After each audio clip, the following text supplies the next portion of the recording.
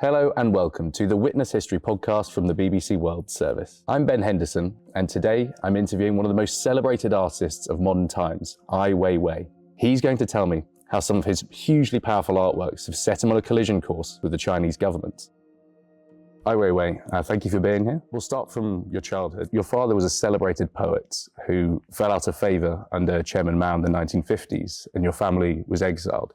Could you tell me what it was like growing up in those conditions? Well, I was born in 1957. Mm-hmm.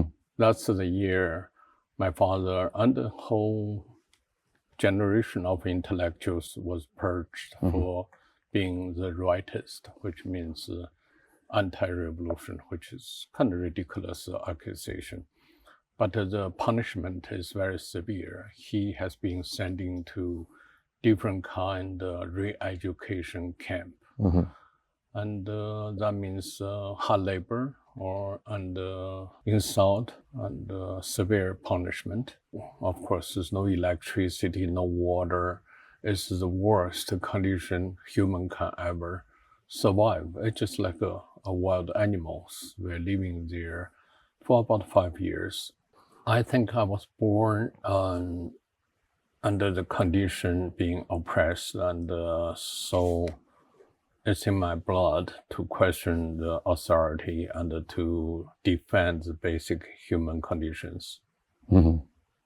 That has been with me all the time. And was there any element of creativity in your life back then? Do you remember maybe your first artworks? Was this something that was always in you? Talk about creativity, I still don't have it now. I never think my work has normally been called a creative work. And I think creativity belongs to God, and we're just someone trying to catch some kind of emotions or ideas. Ai Weiwei was certainly brimming with ideas. He was behind the iconic Bird's Nest Stadium in Beijing, designed for the 2008 Summer Olympics. But a few months before the Games, disaster hit Sichuan. It struck in the middle of the school day, the biggest earthquake to hit southwestern China in 30 years. So you go to the site, you realize only school building collapsed. Oh, the building next to it, residential building, hospitals, are standing still. So clearly that's obvious school building under government's construction is corruption. The wind blows, you can sense the death is in the wind. You see only one thing not collapsing is the pole of a flag. The Chinese flag is blowing in the wind. The rest all disappeared. The only thing you see on the ground is students' backpacks and the school materials. That made a devastating image in my mind. We asked the Chinese embassy in London for a response to Ai Weiwei's accusations, but have not received one. However, in 2008, after an investigation into the school collapses, a Chinese government official said the structures were not necessarily reasonable and the materials were not necessarily strong enough. Both are possibilities. The official said some schools would have collapsed anyway because of the strength of the magnitude 8 earthquake. Their subsequent statements rejected the accusation that anyone was responsible for the school's collapse. To counter what they saw as government suppression of information, Ai Weiwei and his team spent almost a year compiling a list of more than 5,000 children killed in the earthquake. They published the victims' names on Ai Weiwei's hugely popular online blog. At that time, China has have a single child policy for a long time. So each family just have one child. And those child, really every family give everything to their child. Chinese family are very much living for the future, for the child, that means.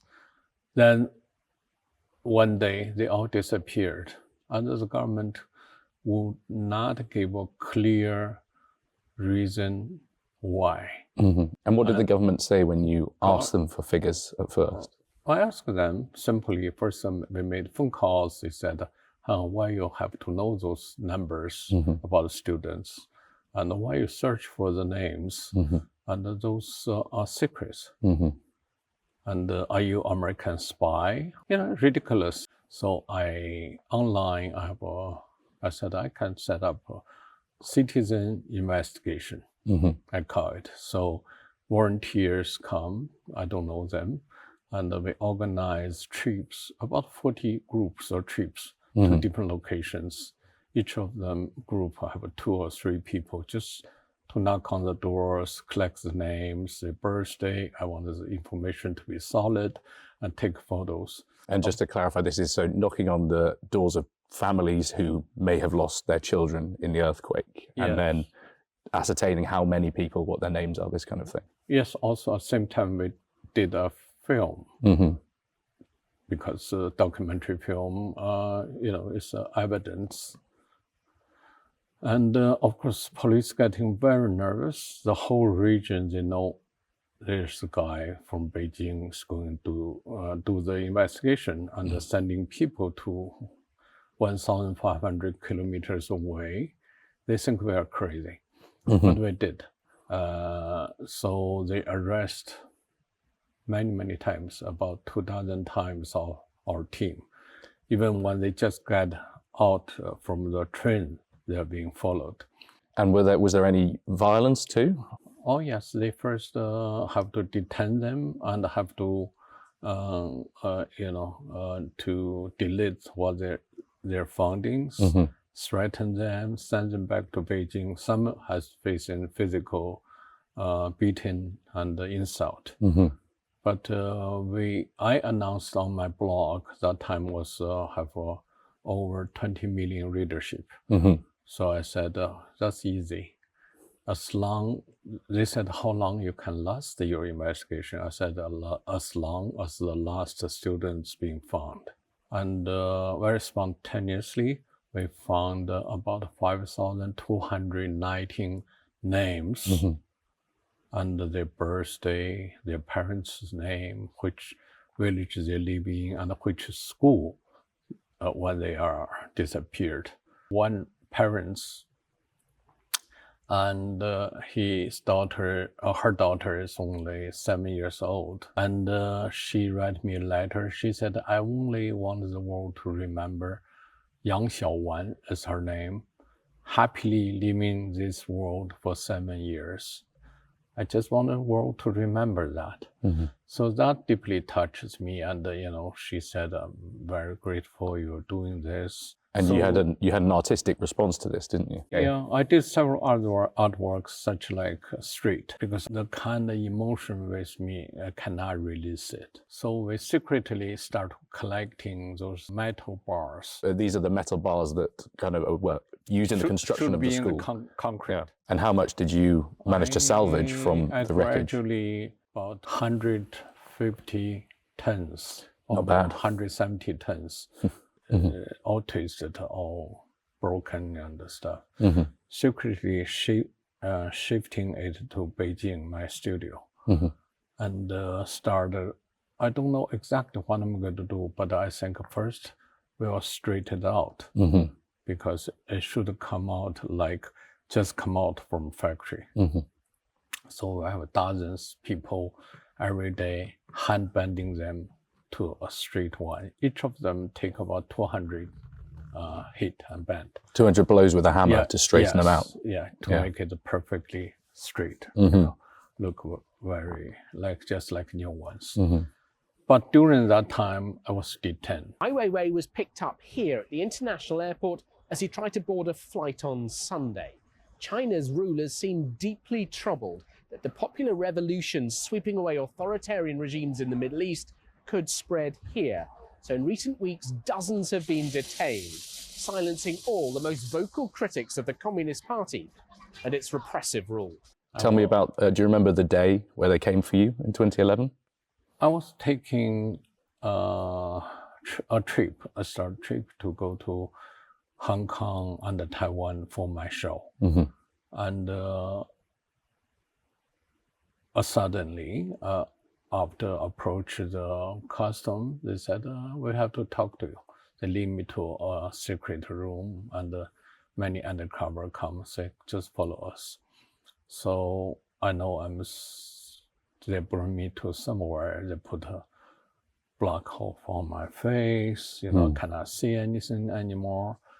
In a car driving, drove me through a quite long time. They tried to make me not to understanding where is the destination. Yeah. Of course, I cannot talk to anybody, not my family, not talk to a lawyer. And I was under detention and very severe. 2 military guys standing closer than us and look at me without an eye blink, just like that. And I have to look at them like that.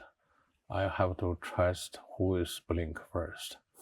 So I successfully made them keep blinking. You did the same to I me. don't have to do it.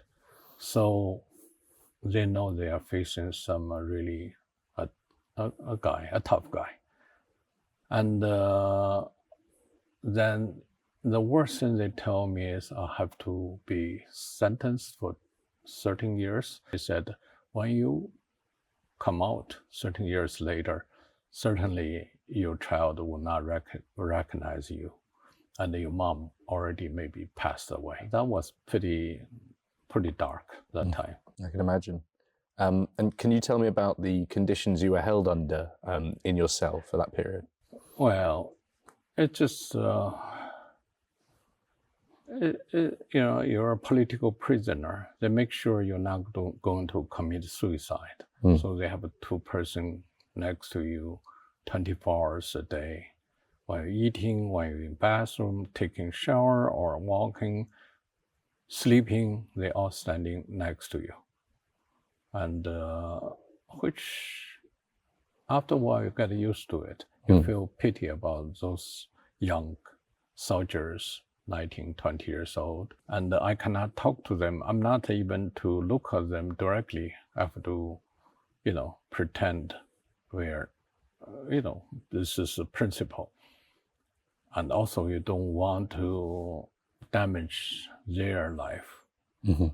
And but after a while, they all have curiosities.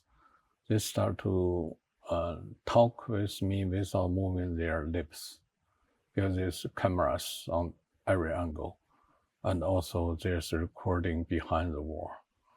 So they start talking like this, then I start have a conversation in the middle of the night or in different moment.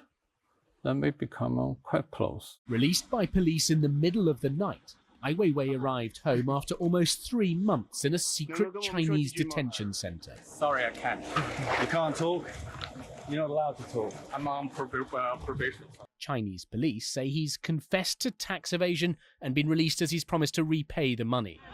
In the months before his detention, he'd become one of the most vocal critics of China's ruling Communist Party. That day, they come in during the routine interrogation. They said, Weiwei, take a shower, dress up, then we go. I said, go where? They said, go home.